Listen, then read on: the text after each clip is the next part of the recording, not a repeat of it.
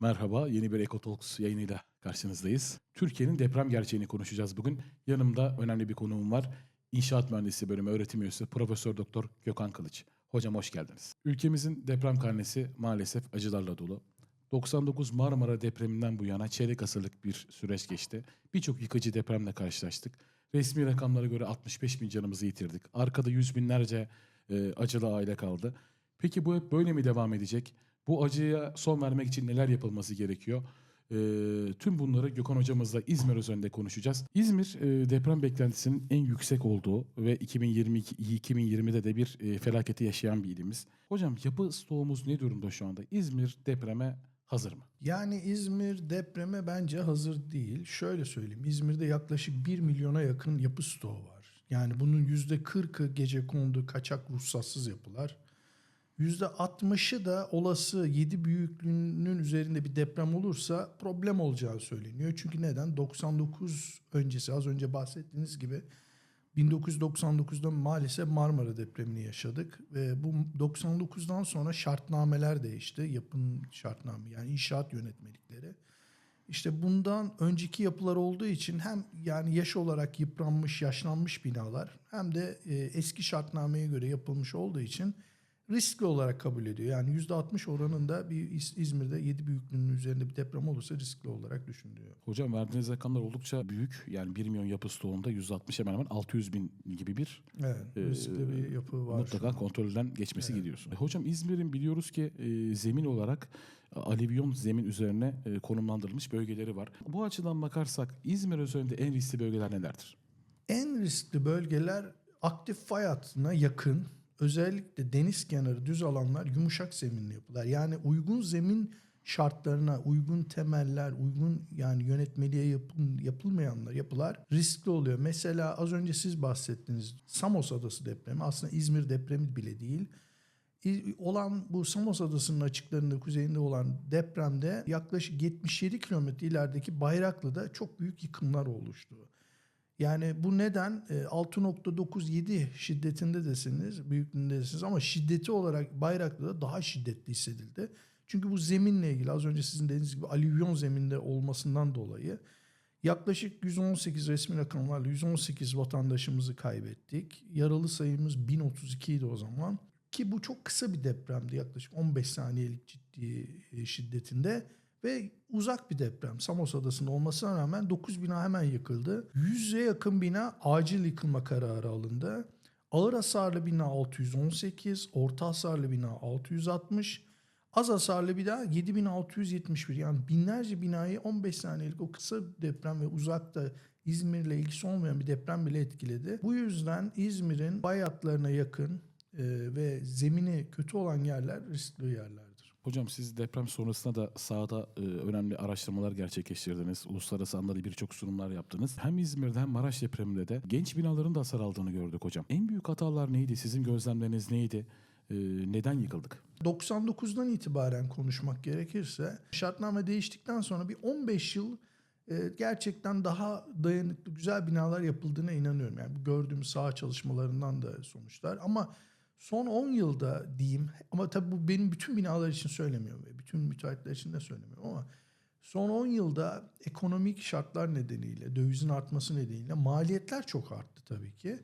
İnşaat maliyetleri çok artınca maalesef hırsızlıklar artıyor. Yani bunda ne proje tasarım hataları, malzeme işçilik hataları artıyor. Uygulama denetim eksikliği, kentsel planlama bir sürü sorunlar çıkıyor. Yani şöyle rakamsal olarak vermem gerekirse Türkiye'de şu an 453 bin tane müteahhit var.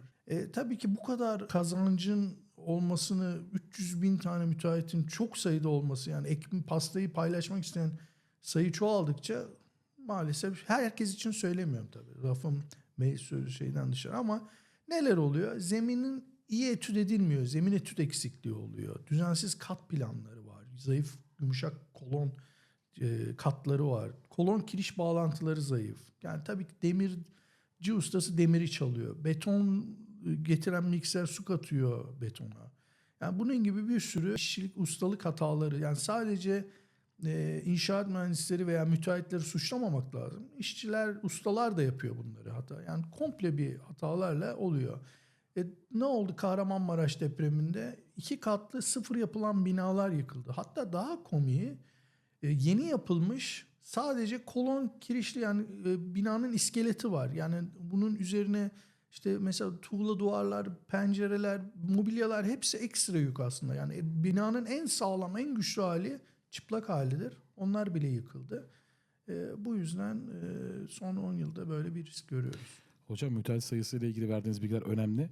Türkiye herhalde dünyada lider olabilir değil mi hocam? Avrupa'ya kıyasladığımız zaman müteahhit sayısında. Tüm Avrupa Birliği'nde 25 bin tane müteahhit var. Bizde 450 bin tane ama 300 bin aktif, 150 bin tanesi aktif çalışmıyormuş. Hocam toplum olarak deprem olduğunda ya da bir afet, yangın olduğunda hemen farkındalığımız aşırı düzeyde artıyor. Acıda birlik oluyoruz, kenetleniyoruz, yardımlaşma duygumuz artıyor. Ama maalesef unutkanlığımız da hızlı hocam. Şu anda kentsel dönüşüm konusunda ya da deprem farkındalığı konusunda istenen düzeyde miyiz? Yeterli bilince sahip miyiz? Maalesef çok bence yeterli bir seviyede değiliz. Çünkü insanoğlu gerçekten çabuk unutuyor. Yani mesela şu an Ege'de mesela Santorini Adası'nın kuzeyinde bir yanardağ aktifleşmesinden bahsediliyor. Tabii yer bilimciler bunu hala tartışıyorlar. Yani gerçekten deprem hareketleri mi başladı, yanardağ mı falan hareketleri diye. Tabii yerin o kadar altını tam görüntü alınamadığı için her şey olabilecek düzeyde. Mesela şu an Allah korusun Santorini orada bir deprem olsa, İzmir'i de kötü etkilesin. İnsanoğlu hemen panikleşir, bizim İzmir halkı. Biz hemen panik, yani sadece İzmir halkı için değil, bu tüm dünyada böyle aslında insanoğlunun bir şeyinde.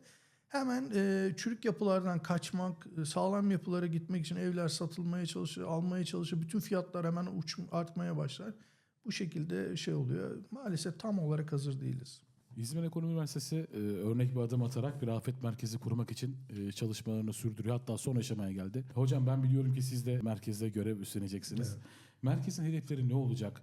Deprem ya da diğer afetleri de içine alacak şekilde ne gibi temel çalışmalar öngörüyorsunuz hocam? Şimdi İzmir Ekonomi Üniversitesi'nin bu afet merkezindeki en güçlü yanı arkada 100 bin üyenin olan bir İzmir Ticaret Odası var. Çok güçlü bir yapı var. İzmir Ticaret Odası ile birlikte AFAD bizle birlikte, valilik, İzmir Büyükşehir Belediyesi veya diğer ilçe belediyeler.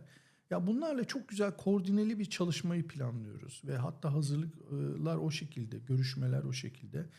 Yani daha böyle İzmir halkına eğitimler veren, risk haritaları yapmaya çalışacağız. Büyük projelerle birlikte çalışma yapacağız ve sadece mesela deprem değil de üniversitemizdeki bütün fakültelerle görüşerek, iletişim fakültesi mesela bunun içinde, burada şu an iletişim fakültesinin içindeyim. Bütün fakültelerle birlikte çalışarak tüm afetlere çalışacağız. Sadece deprem değil, işte yangınlar, su baskınları falan, bütün afetlerle ilgili. Acil müdahale planları, eylemler, eğitimler, projelerle birlikte İzmir için, İzmir'e özel çalışmalar planlıyoruz. İzmir için bir ilk olacağını söyleyebiliriz herhalde değil mi hocam? Evet, Afet evet, merkezimiz. kesinlikle.